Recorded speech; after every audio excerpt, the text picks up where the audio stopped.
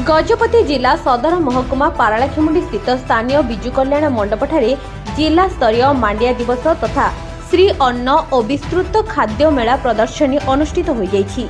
एही कार्यक्रम में गजपति जिलापाल विजय कुमार दास अध्यक्षतार अनुष्ठित खाद्य मेलारे मुख्य अतिथि भाव में जी तिरुपति राव अध्यक्ष जिला परिषद गजपति जोग देइथिबा बेले सम्मानित अतिथि भाव में डॉक्टर गुणनिधि नायक मुख्य उन्नयन अधिकारी तथा निर्वाही अधिकारी जिला परिषद गजपति निर्मला सेठी अध्यक्षा पौर परिषद पारालाखेमुंडी डाक्टर मोहम्मद मुबारक अली मुख्य चिकित्सा और जन स्वास्थ्य अधिकारी गजपति ए राम प्रसाद पात्र मुख्य जिला कृषि अधिकारी गजपति डॉक्टर संजीव मांडी केबीके कृषि विज्ञान केंद्र आर उदयगिरी श्री सुरेश कुमार पट्टनायक प्रकल्प निर्देशक जल विभाजिका और मूर्तिका संरक्षण गजपति प्रमुख मंचासी नथिले।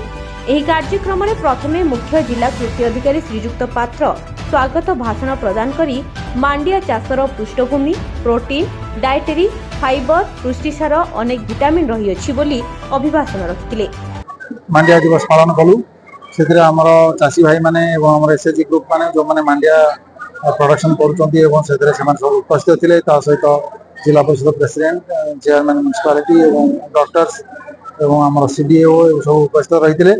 एथरे मुख्य उद्देश्य थिला जे आमर ओडिसा रो जो धरोहर कहले आमर मिलेट्स अछि एवं एही मिलेट आगामी दिन रे लोक मानकर स्वास्थ्य रक्षा निमंते एक अत्यंत अपरिहार्य अन्न जहाँ को आम श्री अन्न ना दिखाई एवं श्री अन्न बहुत प्रकार रोग एवं व्याधि आमको मुक्ति दब तेणु से आमर आज यही माध्यम आपण मान माध्यम आज जो मीटिंग होता से माध्यम आम समस्त सचेतन करने चाहूँ जे एथरे मान जो प्रोडक्शन आमर जो मिलेट आमर ये अच्छी गजपति जिले में से मिलेट खातु खुआतु समस्त सुस्थ निजे सुस्थ रहतु एवं समस्त सुस्थ रखतु। सेहीपरि जिलापालଙ୍କ अभिभाषण गजपति जिले में मांडिया चाष एक अर्थकारी फसल और जिलार समस्त ब्लॉक रे मांडिया चाष उन्नत मानर चाष करने चाषी भाई और भौणी मानक अनुरोध करथिले।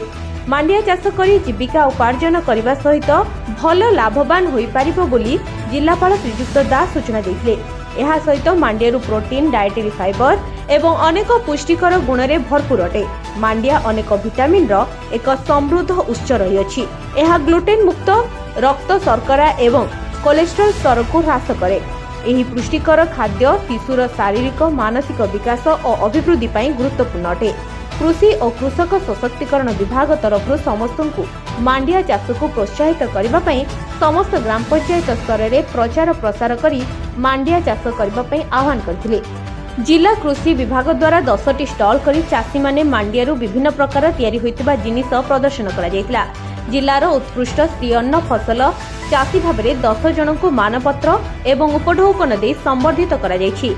एही कार्यक्रम को अमूल्य कुमार पाणिग्राही परिचालना करथिबा बेले अतिरिक्त कृषि अधिकारी तथा मिलेट मिशन अधिकारी संघमित्रा प्रधान धन्यवाद अर्पण करथिले। एही कार्यक्रम में श्री लक्ष्मीनारायण सबर अध्यक्ष पंचायत समिति आर उदयगिरी श्रीमती सुनेमी मंडल अध्यक्षा पंचायत समिति गुमा श्रीमती बाला सायमा अध्यक्षा पंचायत समिति काशीनगर श्री एस बालराजू जिला परिषद सभ्य गोसाणी अतिरिक्त कृषि अधिकारी शुभश्री प्रियदर्शिनी के सूरज कुमार पात्र सत्यवान सोरेन एसिद हांसदा प्रमुख उपस्थित रही परिचालना करथिबा बेले जिला कृषि विभाग समस्त कर्मचारी और जिलार 7टी ब्लॉक बहु संख्या रे मांडिया चाषी जोग देई कार्यक्रम को सफलता करथिले।